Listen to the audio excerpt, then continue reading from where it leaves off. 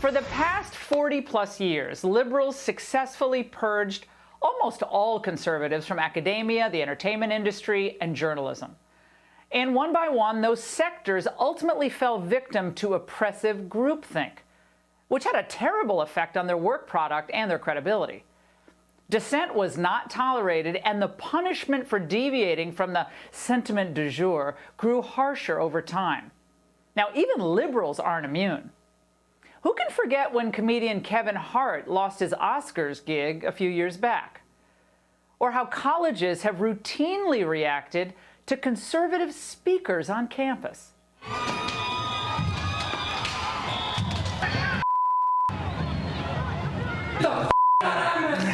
Yeah. All right.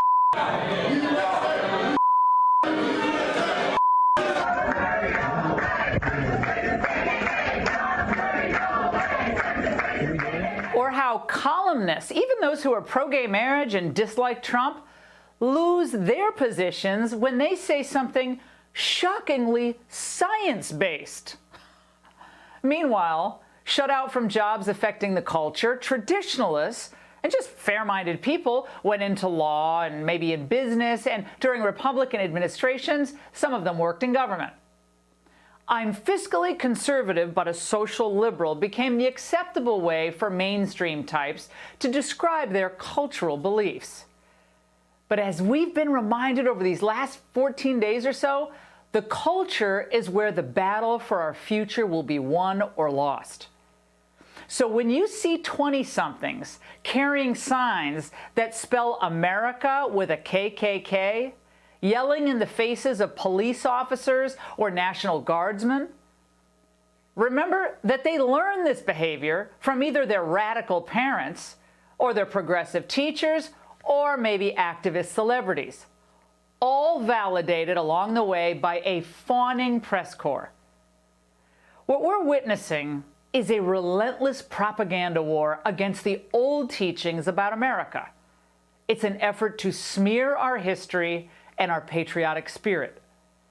For decades, conservatives from Phyllis Schlafly, and they tried to trash her recently, to Bill Bennett, warned about the poisonous effects of the cultural monopolies, but they were largely ignored. After the death of true liberals like Christopher Hitchens, I'm hard-pressed to name any prominent liberal who would openly oppose today's cancel culture. This was Hitchens in 2006. It's not just the right of the person who speaks to be heard. It is the right of everyone in the audience to listen and to hear.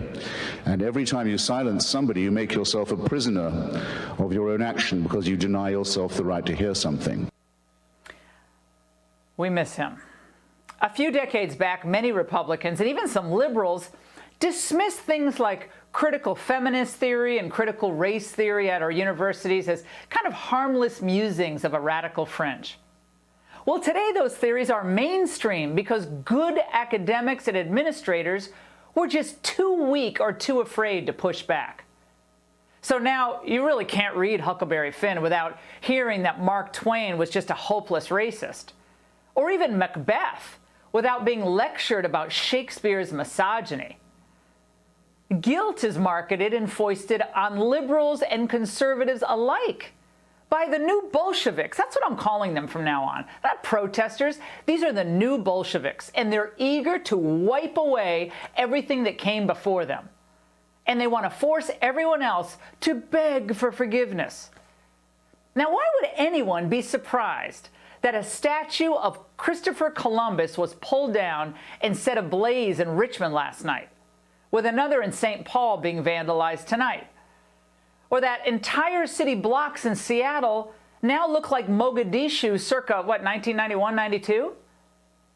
Governors and mayors, even corporate CEOs, are positively panicked. They have a case of the vapors by what's been happening in the streets, and they're desperate, falling all over themselves to placate or even work with these new revolutionaries.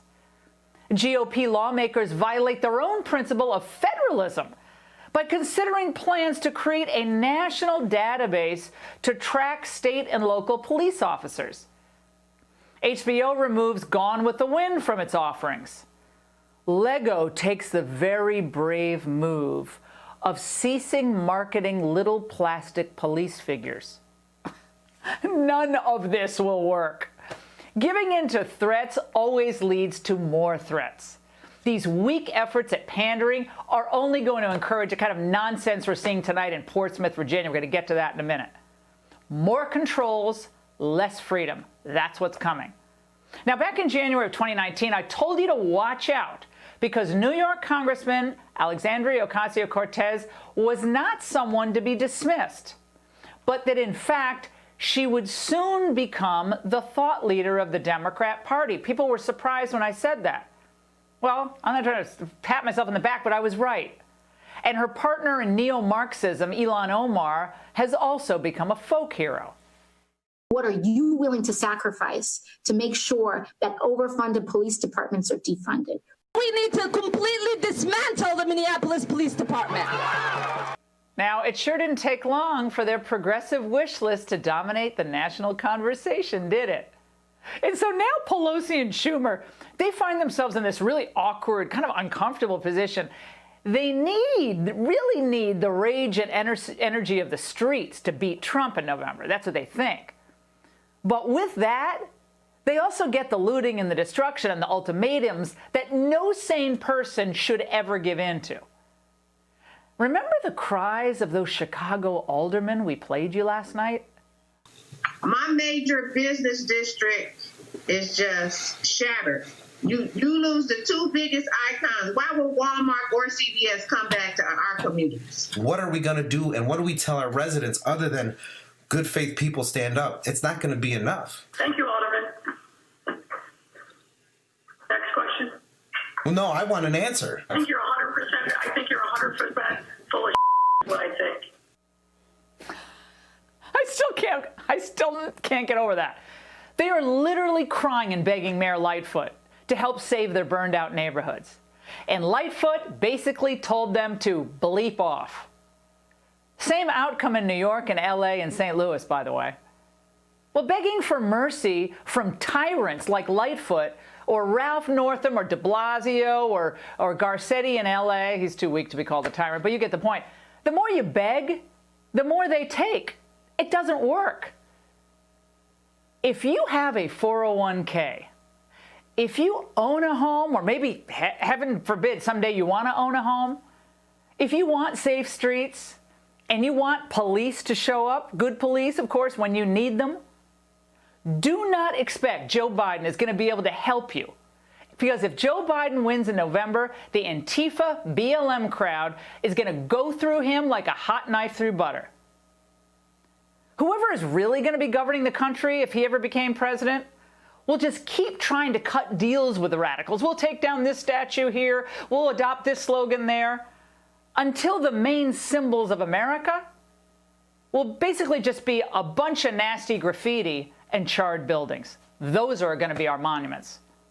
Equal opportunity, equal treatment under the law will be replaced with a reign of cultural terror and retribution against the old order.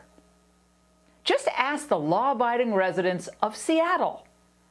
This is what their cultural revolution looks like. City Hall! Our City Hall! Who's City Hall? Our City Hall! Whose lives matter? Whose lives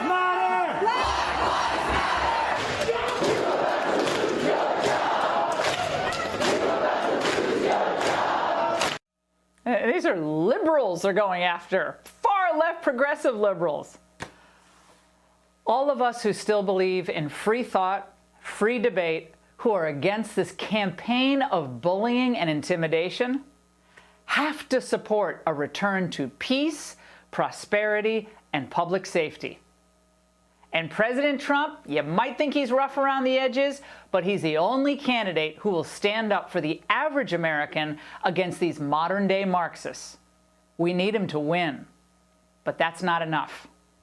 The Democrats who have tolerated and indeed fomented this violence, we need to teach them a lesson so vivid that they will finally gain the courage to take back their party from the radicals who now dominate it.